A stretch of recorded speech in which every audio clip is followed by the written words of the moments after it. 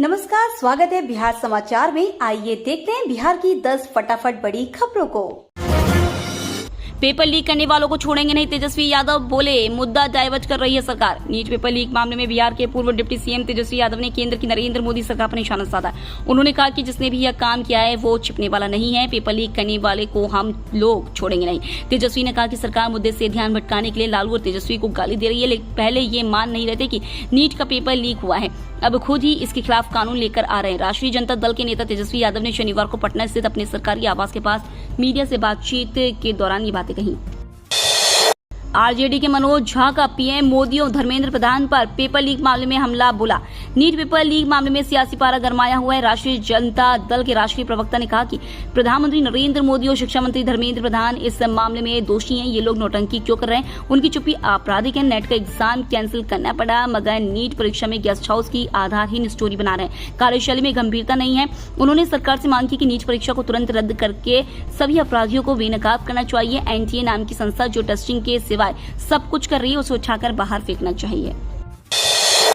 NEET paper leak मामले में Bihar police का झारखंड में बड़ा एक्शन। बिहार पुलिस ने मेडिकल प्रवेश परीक्षा नीट में कथित अनियमितताओं के सिलसिले में झारखंड के देवघर जिले में बड़ी कार्रवाई की है। बिहार पुलिस ने इस मामले में देवघर जिले से 6 लोगों को हिरासत में लिया। एक अधिकारी ने शनिवार को यह जानकारी देते हुए कहा कि आरोपियों को शुक्रवार रात देवीपुर थाना क्षेत्र में एम्स देवघर के पास से हिरासत में लिया गया। एसडीपीओ ऋत्विक श्रीवास्तव ने इस वाकये की पुष्टि की। उन्होंने बताया, बिहार पुलिस ने हमें इस केस से जुड़े कुछ आरोपियों को लेकर सूचना दी थी।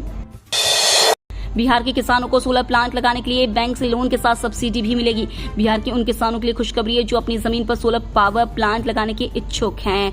बिजली कंपनी ऐसे किसानों को पीएम कुसुम योजना के तहत सोलर प्लांट लगाने के लिए प्रोत्साहित कर रही है। इन किसानों को अब सोलर प्लांट लगाने के लिए सब्सिडी के साथ साथ आसान लोन भी मुहैया कराया जाएगा। पीएम कुसुम योजना के तहत लगाए जाने वाले इन सोलर प्लांट के लिए आवेदन करने की तारीख भी 4 जुलाई तक बढ़ा दी गई है।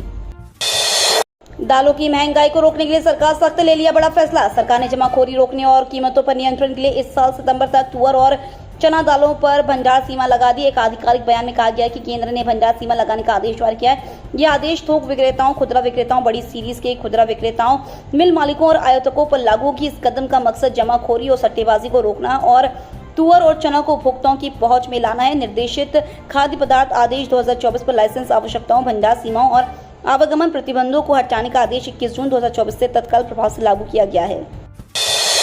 रेलवे ग्रुप डी के 1 लाख पदों पर 10वीं पास के लिए होगी भर्ती। रेलवे ग्रुप डी के 1 लाख पदों पर भर्ती होगी, जिसके लिए योग्यता 10वीं पास रहेगी। यहाँ पर भर्ती की संपूर्ण जानकारी आज हमने आपको डिटेल वाइज उपलब्ध करवाई है। रेलवे में वर्तमान में 1,38,000 पदों पर भर्ती पूरी की गई है। अभी भी 2,40,000 पद वर्तमान में रिक्त चल रहे हैं। इन पदों पर रेलवे कर्मचारी संगठन की तरफ से रेलवे ग्रुप डी और पैरामेडिकल के पदों पर भर्ती के लिए मांग की गई है। जेपी नड्डा से पशुपति पारस की मुलाकात। बिहार विधानसभा चुनाव में गठबंधन पर हुई चर्चा। राष्ट्रीय लोक जनशक्ति पार्टी के मुखिया पशुपति पारस ने शनिवार को बीजेपी के राष्ट्रीय अध्यक्ष जेपी नड्डा से मुलाकात की। इसके बाद उन्होंने बिहार विधानसभा चुनाव में गठबंधन को लेकर अपडेट दिया। पारस ने कहा कि अगर उनकी पार्टी को उचित सम्मान मिलेगा तो वह एनडीए में रहकर ही बिहार विधानसभा का चुनाव लड़ेंगे। बता दें कि पशुपति पारस की अपने भतीजे चिराग पासवान से पुरानी अदावत है। लोकसभा चुनाव 2024 में पारस की पार्टी को एनडीए में साइडलाइन कर दिया गया। रालोजपा की जगह बीजेपी ने गठबंधन में चिराग के गुट वाली लोजपा रामविलास को तरजीह दी। सरकारी कर्मचारियों के लिए नया नियम अब खैर नहीं। सरकारी कर्मचारियों के लिए नया नियम लागू हो रहा है। केंद्र सरकार ने कहा कि 15 मिनट से अधिक की देरी से ऑफिस आने वाले कर्मचारियों को अब माफ नहीं किया जाएगा। देश भर के कर्मचारियों को सुबह 9:15 बजे तक दफ्तर आने का निर्देश दिया गया है। कार्मिक एवं प्रशिक्षण विभाग ने कहा कि 9:15 बजे तक ऑफिस नहीं आने वाले लोगों के आधे दिन की छुट्टी काट ली जाएगी। किसी विशेष कारण होने पर इसकी सूचना देनी होगी।